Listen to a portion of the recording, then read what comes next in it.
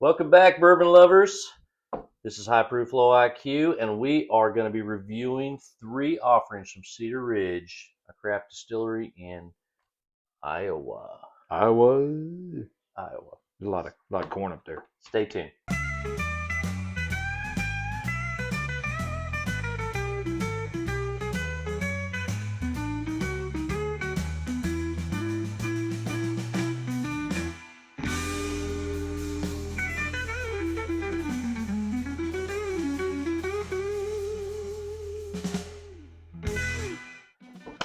Okay, we're back. I'm Gordon. This is Scott.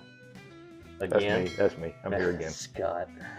And we should go by our first or middle names. Sometime. Okay, so I go by my first name. He goes by his middle name. So he's going to go by Matheson. I'm going to go by Edwin.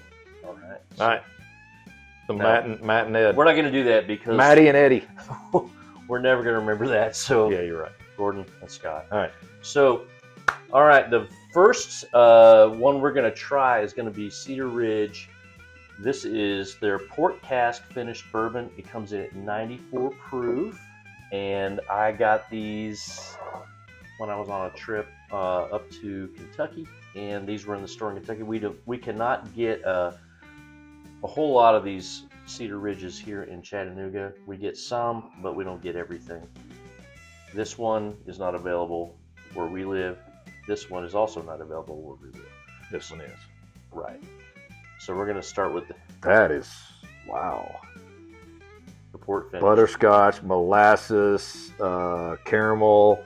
Oh, yeah. Good gosh. I know. Man, I love that nose. Me too. I love that nose. That is great. There's bourbons I try that I just sit there and nose it. I don't even have to drink it for a while. I just like sticking my nose in there. Man. So, you know those dirty water hot dog carts in New York City that you can go to and get a hot dog?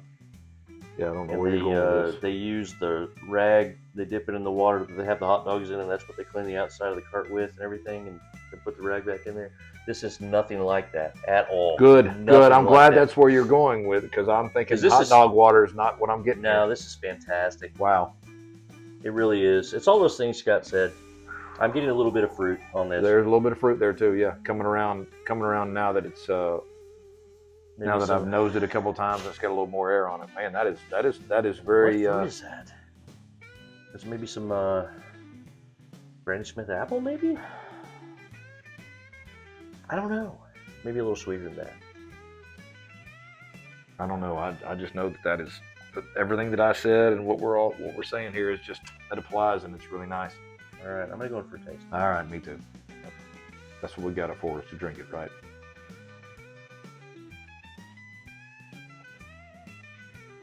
This is really sweet. You're gonna like it. Oh man! Holy moly! I know what that fruit is. It's apricots, and I say that a lot, but I love apricots, and this is kind of what an apricot tastes like. Okay, I'm gonna give you a weird take. I like the nose better than the palate. Okay. But the weird take, and it's not bad. I do like it. You're right. It is sweet, but it also has a very light whiskey-ishness to it. I see what you're saying there. Yeah. It's got and light whiskey to me is, man, there's some that I'm like, yeah, that's great, and there's some that are like, that is absolutely trash. This is not trash. This is not trash. It's clearly not a light whiskey. I just mean, on the palate, I get some light whiskey tendencies to it that I don't get from all bourbons, and I don't get from certain port finish bourbons. This one, I get that though. Yeah. I mean, it's still there on the back of my tongue. It's still there. So we recently did a review on some port finished bourbon, and this is nothing like that. Nope. This is more, not at all. This is more light and sweet. Yep. It doesn't seem like it spent a whole lot of time in a port cask. I would agree. I was going to say, in another episode, we talked about how we could have told you right off the bat that it was finished in probably a wine cask, and maybe we wouldn't be able to tell if it was a port cask, but we could tell it was in a wine cask. This, dadgum sure can't tell it's in a port cask, and I don't know that I could tell if it was finished in a wine cask. All right, so on the camera, I don't know if you can tell the different colors of these. This one is unfinished, and it's barrel proof. This one is double barreled, and this one is Port cask finished. Port cask finished. These two are obviously darker, but they've been put in 2 different barrels. yeah, and I don't think this one. So some of the port finished whiskeys we've had are not very dark, and some of them look like molasses. This one doesn't look like molasses. It's darker than a bourbon. Had molasses on the nose. I think it ought to be. It did have its. I really get that butterscotch you were talking Yes, it's still there. about. The nose is fantastic. I'm a bigger fan of the nose than I am the palate. I don't hate the palate. I would drink this. You show up at my house with a bottle, and we're going to sit down, and I'm going to drink it, and I'm going to enjoy the heck out of it. But All right. I like the nose better. Yeah, on the second sip, I get more butterscotch on it than I did the first sip. It's it's very drinkable.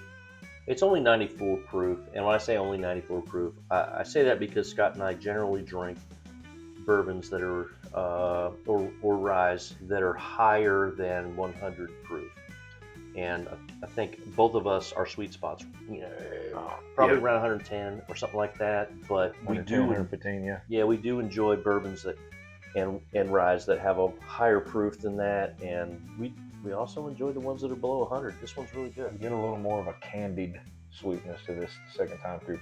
Still get the butterscotch. Still got the slight light whiskey on it. But I get a little candiedness on that I didn't get the first time. So okay. So for light whiskey, usually what I get is I get a not very complex. I get a flavor profile that stays pretty much the same the whole way through. Yeah. Usually it's coconutty, toasted coconut, that kind of thing, like an Almond Joy candy bar or a Mounds candy bar. This one, I don't get that. I get, it's not a light whiskey, obviously. So I do get that butterscotch. I do get that fruit. I can't tell what the fruit is for sure, but I like it. I don't think it's apricot anymore. I think it's something else, but maybe cherries. I feel like if I kept drinking that, the light whiskey that I found would still be there slightly, but I think the more I drank of it, the more it would go away. And just whatever coated my tongue would start to disguise that flavor that I was getting initially. That was the first sip. I gotta get something real quick. I gotta drink some water before I try my next one. So had some water on the ground there, and I accidentally kicked it, and it rolled away. Sorry. You need to get some water in you, or you're gonna get drunk. I think I'm gonna get drunk anyway, which is how it goes sometimes. We're going to drink after we get done drinking for these episodes. We're going to drink some more. This is a pre-party. That's right. Yeah, All we're right. tailgating right now. Okay, so All right, let's move on to the next one we're gonna try is Cedar Ridge Double Barrel. This one, I'm gonna put my glasses on so I can tell you, so I can not lie to you. This is Cedar Ridge Double Barrel Iowa whiskey. So this is not a bourbon per se. It is batch 3. Oh, it's not a bourbon? No, Iowa bourbon whiskey. Okay. Sorry, I might have said that. It is a bourbon.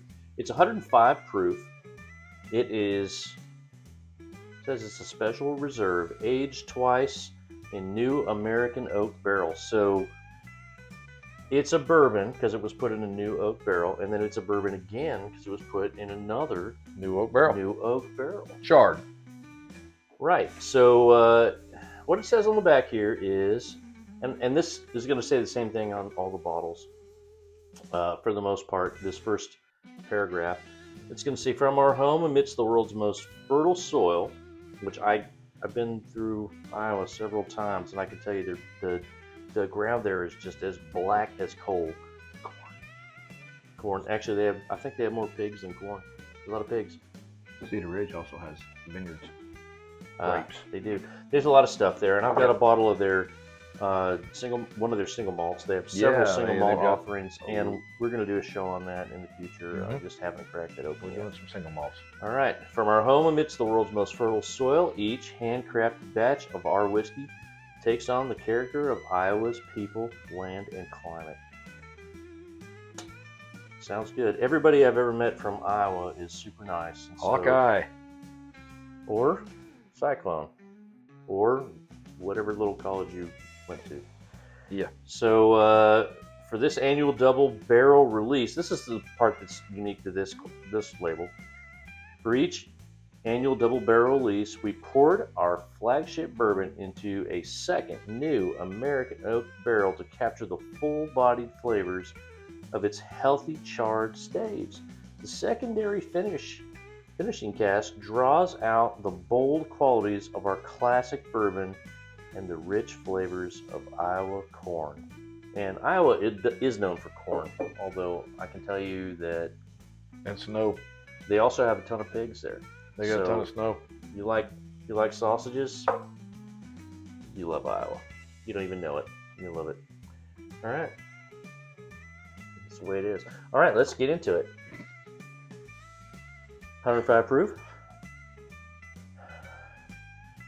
I don't get 105 proof on the nose at all. Not very ethanol. It's sweet and oaky for sure on the nose. Okay, I wasn't blown away by the nose on this, but I really like the palate on this. Better than the port cask. Wow, that is very flavorful and a very much a bourbon. This is a bourbon trigger's bourbon for sure. Wow, I like. That's really good. I like it. So I'm going to say thumbs up on this one. 2 thumbs up on the double barrel. Yeah, I'm with that. Fantastic. I agree with that. Yeah. I mean, I like them. I like them both a lot. But if I had, now we haven't tried this one yet today, but if I had enough money for one of these 2 bottles, I'd probably and I go already double knew barrel. what they tasted like, I'd buy this one. I'd go But I double don't want barrel. to throw shade on this one. This one's really good too. And if you like port finishes, you're going to like this a lot. Maybe if you like light whiskeys, you would like that. Perhaps. I mean, Yeah. I'm just saying, I may be the only one in the entire world to get that from that, but maybe not. Maybe And if you not. like light whiskeys, you might like that because that's what it came across as. I don't know why. I'm an odd person. That was a comma there. I don't know why, comma. I'm an odd person. I know why you're an odd person. You have bad habits and you were not raised right. So that's how. No, I was raised right. My parents did a great job raising me. Mom and Dad, thank you. Now, what Shame. happened after you raised me, You had no control. you over cannot that. be held responsible for. I don't blame you. I don't blame you a bit, Mr. and Mrs. I'm sorry. Chambers. I don't blame you a bit. I love you, Mom and It's Dad. not your fault. Cheers to Mom and Dad. All right. So I do really like the double barrel. I do too. Mm. I would drink that. I would drink that with or without pants on. So good, so good. Double barrel. What a good name too. All right, 105 proof. All right. So I get on this one. I get some molasses. I get brown sugar. I Yes. get classic bourbon flavors. I mean, I get a little burnt sugar. yeah. I get burnt burnt sugar. sugar. I get classic bourbon flavors on that. I mean, there's some vanilla, burnt sugar. It's a little molasses, a little caramel. Maybe a little bit of light breadiness. But a lot of the classic bourbon flavors. Yeah, I don't get a whole lot of cinnamon, which sometimes you get on some. I agree. bourbons, That's a classic that's flavor. a classic flavor, but it's not really in that I one. don't get it on that. Yeah. And so if you're not into cinnamon, you're not love the heck out of this. That's right. All right, for the Cedar Ridge barrel proof, I'm gonna let Scott talk. I'm about gonna this. read. Let me put the glasses on here. Yeah. That's right. We got the Cedar Ridge Barrel Proof, 116 proof. This is a small batch, as these others are. This is a number 3 char, so it's closer to the heavy char, but not quite the heaviest char. And I'm going to read the back. Well, the mash bill is 74 corn, Iowa corn, 14 rye, and 12% two-row malted barley. I believe that's the same mash bill for all of these, but it doesn't say But it so. doesn't say so on these. On these bottles. Interesting. It is probably the same. They probably run the same mash bill for most everything, but smaller craft distilleries have a tendency to not, I don't think, have too many mash bills, because then you get into a lot more production, a lot more money. But yeah, a blend of barrels aged 3 to 4 years. So this would be considered a 3-year, because you got to go with the lower age statement on it. But it's a blend of 3 to 4 year barrels. And it says our barrel proof bourbon is crafted from Iowa corn. I think we've established that at this point through the 3 bottles that we've tried. Char number 3 barrels. Barrels are aged in non-climate controlled rick houses. So they take whatever's there and they roll with it. Yeah, I'm gonna say in the wintertime it gets super cold in Iowa. And in the summertime it doesn't get so blazing hot, but it does get up into the 90s. And so they do have some temperature fluctuations. So you're going to see a lot of expansion and contraction in the wood grain of the barrels, and so you get a lot of that transfer of flavor from the barrels. Yeah, the Midwest weather exposes to temperature swings over 100 degrees each year, resulting, well, that makes sense, because it gets freaking cold up there. Yeah. And so then you get up in the summer times, you get some hot summers, resulting in a unique flavor profile can't be achieved in other climates. I would say it's a unique climate in that you have that much temperature swing. So yeah, it's possible that you can't get, I mean, that may be a little bit of salesmanship on their part. I don't know. I think so. But by the same token, they put out some dang fine bourbon, and you know what? If their bourbon sucked, they couldn't really say anything. But as long as they got good bourbon, they can say whatever they want to. Yeah. I mean, as far as the temperature goes, I mean, we live in Southeast Tennessee, and we'll get temperatures down in the single digits occasionally, and we'll also get temperatures over 100 occasionally, and so we have some pretty good temperature swings here. So I don't know that what they're saying is unique to Iowa. I think it's pretty typical of Middle America. So, but I don't want to throw a whole lot of shade on them, because they do get the same kind of temperature fluctuations that we get, just maybe not as extreme. They do get colder, we get hotter. So okay, I got sugar cookie, soft vanilla, maybe some bread pudding. You think snickerdoodle? Yeah, maybe a little bit of snickerdoodle there. Which, I mean, you know, sugar cookie is a snickerdoodle is a sugar cookie, but with some cinnamon on it. So kind of.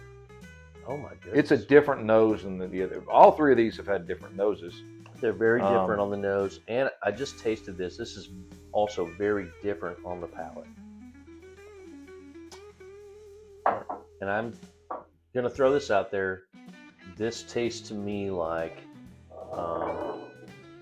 oatmeal raisin cookie, a lot, and maybe sweeter. So perhaps I get a little licorice on that too. You know what? You're right. I get some licorice on there. I do get a slight. That was nowhere in any of the previous 2. What is that, star anise? I do get that. Yeah. I do get that.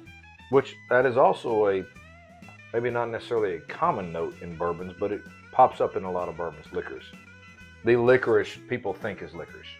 I get that. I get that, and that's mostly from the barrel, I think. Yeah. But you know, it's good. I don't always get that, but it's not completely uncommon. That's good. That's really good. I don't. The proof bumps up on that. I like the proof. If the proof was, if this was at 116, oh gosh, that'd be dangerous. Well, I mean, it would be like, for me, I yield. I tend to bounce towards this a little bit. I would rate right now 1, 2, 3, and maybe only because of the proof on this. Even though these are different noses and different palates a little bit, but I feel like maybe this might tend to get a little closer to this if the proof was higher on it. If it wasn't watered down a little bit. Yeah, I agree. I don't know this is watered down either, but it's true they could have pulled it out just at that proof. Yeah. But I think for me also, I like this. I like them in the same order. This one, this one, this one. But I'm gonna but I'm gonna qualify that by saying this one's really good. It's really good. And so when we say we like them in this order, that doesn't mean we don't like this one. We like this one a lot. We like this one a little better, and we like this one a little better. Everybody ranks when you get together for bottle shares. You rank bottles. When you do these episodes or in social media stuff, you rank bottles based on if it's the same distillery or if it's the same type of barrel. You just end up ranking. It's just what you do. You rank them, but it doesn't mean that the second or third one is not really good. It just means you've got to put them in an order that you prefer them, and for me, that's just the order I prefer them. Me too. And so we think these are all the same mash bill. So it's the same whiskey. This one's finished in a port cask. This one's finished in another oak cask. This one just comes out of the original cask at barrel strength. We think these two are diluted down to the correct proof. I feel like that one's got to be just because it's 94 proof. This one may not be. It may not be. But it's a batch, though, so you never know. The question is, what did it come out of the first barrel as, and what did it go into the second barrel at, and how long does it sound here how long they finished it? I'm going to be honest with you and tell you that my old eyes did not notice that on the. If it said that on the front label, I didn't notice it. Let me examine that quickly. No, it doesn't say. Say on the back? No. But regardless, or if you're into it, irregardless. Irregardless or regardless, yes. So irregardless is nonsensical, although people say it. Regardless, this is a very good whiskey, and I'm not going to throw shade on any of these. They're all really, not at all. Really good. Not at all. This one is super. This one is a little better. This one is a little better than the other one, and you cannot lose. So far, everything I've tried from Cedar Ridge has been just phenomenal. Yep. At the end, we're going to say this, an endorsement of Cedar Ridge Distillery in Iowa. I'm a fan of everything they do, pretty much. I can't think of anything I didn't like that they've ever done. And we've got a couple of bottles that we're going to do reviews on that we haven't cracked yet, or we have cracked and we just haven't had a chance to do videos on, but I'm looking forward to them. Until next time, cheers. Cheers. Oh, like, subscribe, all that good stuff. Thumbs up. All right, down the hatch.